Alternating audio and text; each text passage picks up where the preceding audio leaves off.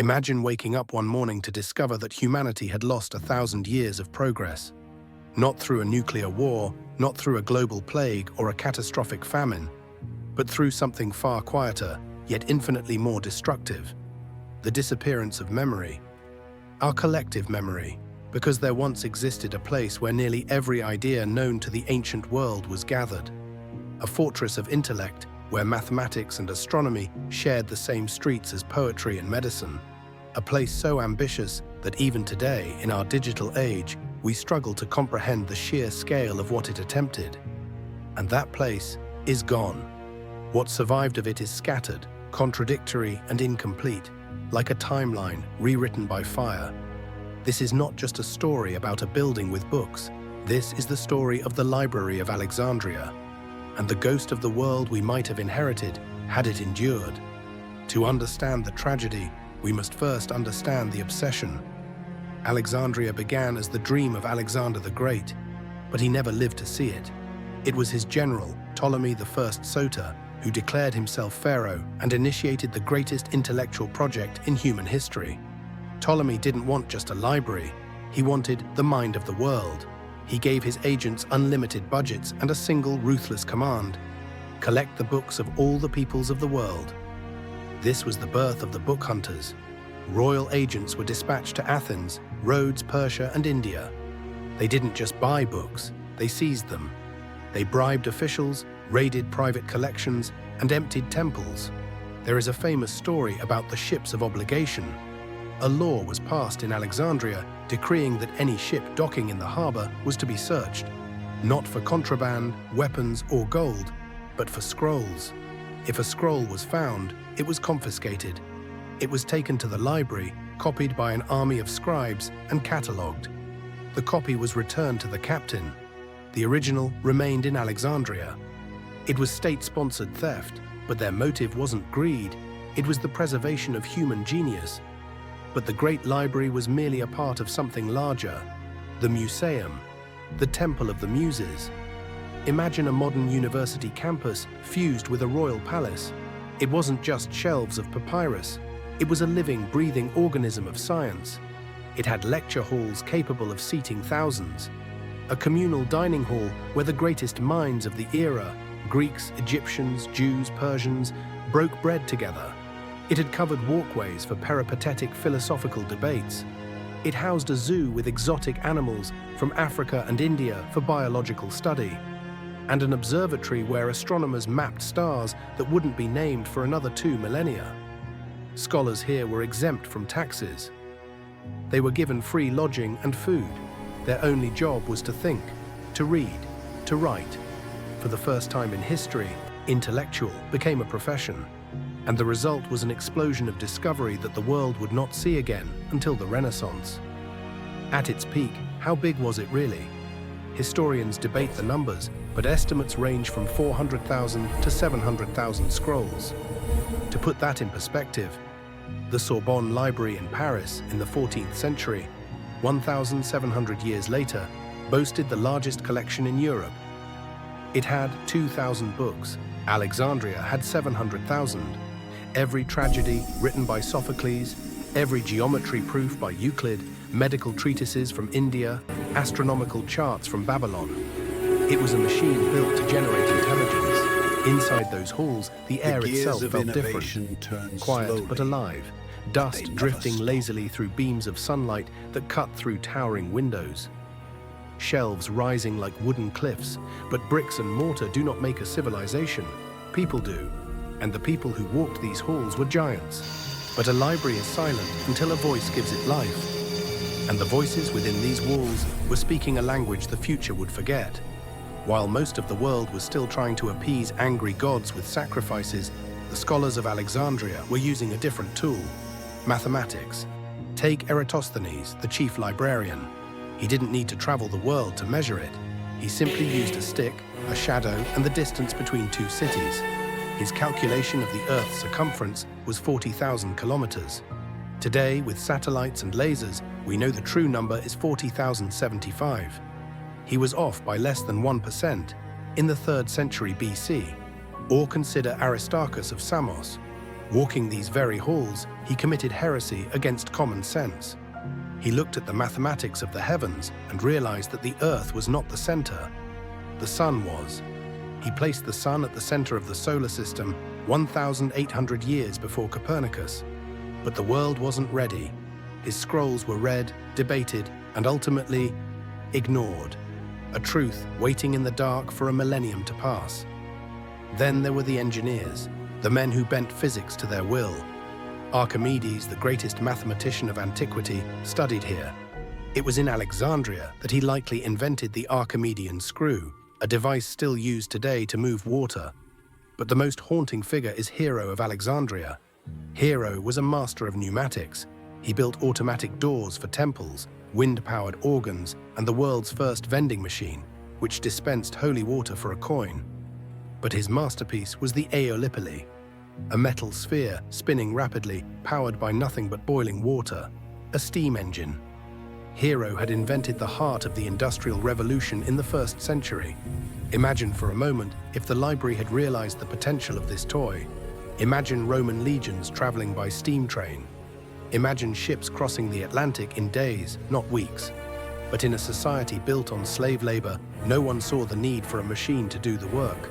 The engine remained a curiosity, a toy for the emperor while history stood still.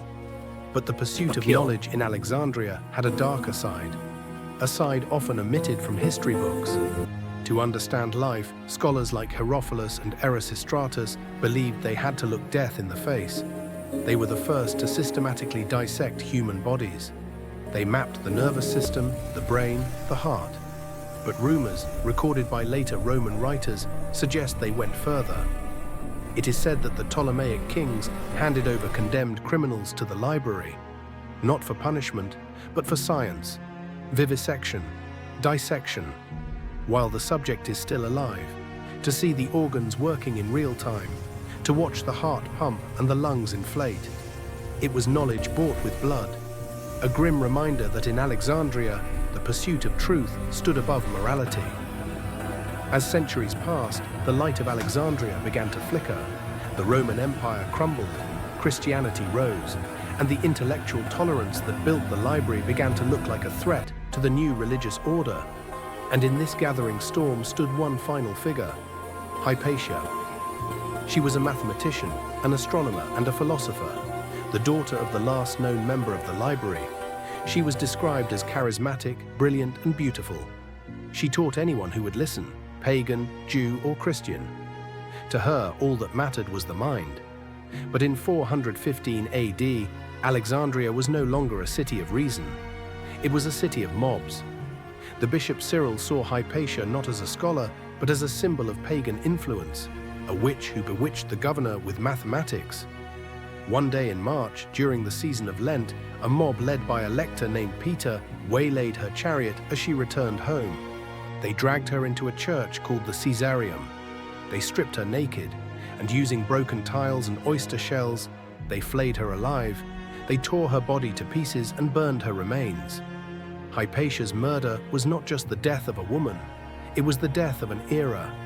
Many scholars, terrified by the brutality, fled the city. They took their scrolls, their instruments, and their knowledge, and they vanished into the shadows. The great library may have stood for a while longer, or maybe it was already a ruin.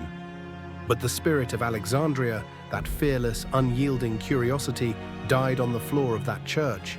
The brain of the world had suffered a stroke from which it would never recover. So who killed the Library of Alexandria? History loves a simple villain, a single match, a dramatic fire, but the death of the library is a cold case with 3 prime suspects and no body to examine. Suspect number 1, Julius Caesar. In 48 BC, trapped in the royal palace and outnumbered by the Egyptian fleet, Caesar ordered his men to set fire to the ships in the harbor. The fire was effective. It destroyed the enemy fleet. But the wind changed. Flames leaped from the ships to the docks, and from the docks to the warehouses. Ancient sources claim 40,000 scrolls burned that day. But did the great library itself burn? Most historians say no. Caesar likely burned a warehouse of grain and export books. The heart of the library continued to beat. For a while, Suspect number 2, Theophilus. Nearly 400 years later, in 391 AD, the Patriarch Theophilus obtained permission from the emperor to destroy pagan temples. He led a mob to the Serapeum, the daughter library of Alexandria. They smashed the statues, tore down the walls, and destroyed the scrolls housed there. This was not an accident. It was an execution. And finally, suspect number 3, the Caliph Omar. Legend tells that when Muslim forces conquered Alexandria in 642 AD, the general asked the Caliph what to do with the books. The Caliph allegedly replied, "If those books agree with the Quran, we do not need them. If they disagree, they are dangerous. Destroy them." The story goes that the scrolls were used as fuel to heat the city's 4,000 bathhouses. It is said they burned for 6 months. However, most modern historians dismiss this as a myth, a story invented centuries later during the Crusades to villainize the enemy. The truth is likely far more tragic than a single fire. The library wasn't murdered, it was neglected to death. As empires fell and economies collapsed, the funding stopped. Scribes were fired. The papyrus grew brittle and crumbled in the humidity. Books were stolen, sold, or taken to Constantinople and never returned. The greatest repository of human knowledge didn't go out with a bang. It faded away in the silence of budget cuts and indifference. But did it all truly disappear? There is a theory, whispered among treasure hunters and conspiracy theorists, that the head librarians saw the end coming, that they packed the most critical scrolls into crates and smuggled them out of the city before the mobs arrived. Where did they go? Some say they are buried beneath the Sphinx. Others believe they found their way to the Vatican's secret archives, hiding in plain sight for 1,000 years. While there is no proof, the human heart refuses to accept that we lost everything. We want to believe that somewhere, in a dark, dust-free chamber, the lost plays of Sophocles and the true history of Atlantis are still waiting. But let us assume they are gone. Truly gone. What did that fire cost us? If the steam engine of Hero had been paired with the physics of Archimedes and the astronomy of Aristarchus, the Industrial Revolution could have begun in ancient Egypt. Imagine a timeline where the microscope was invented in the year 200, not the 1600s. Germ theory would have been understood before the Black Death.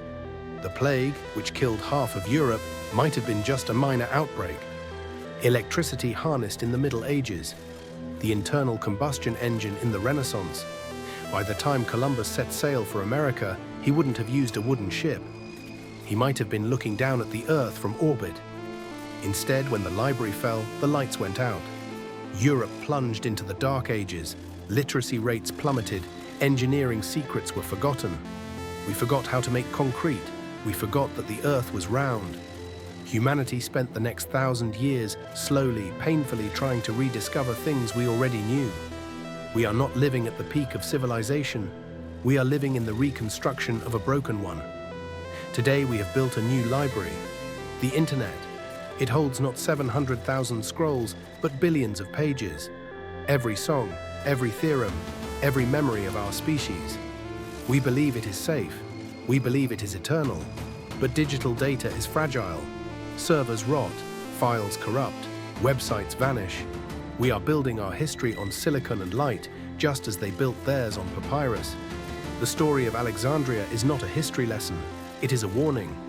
Civilization is not a guarantee, it is a fragile flame in a strong wind. And it is up to us to shield it.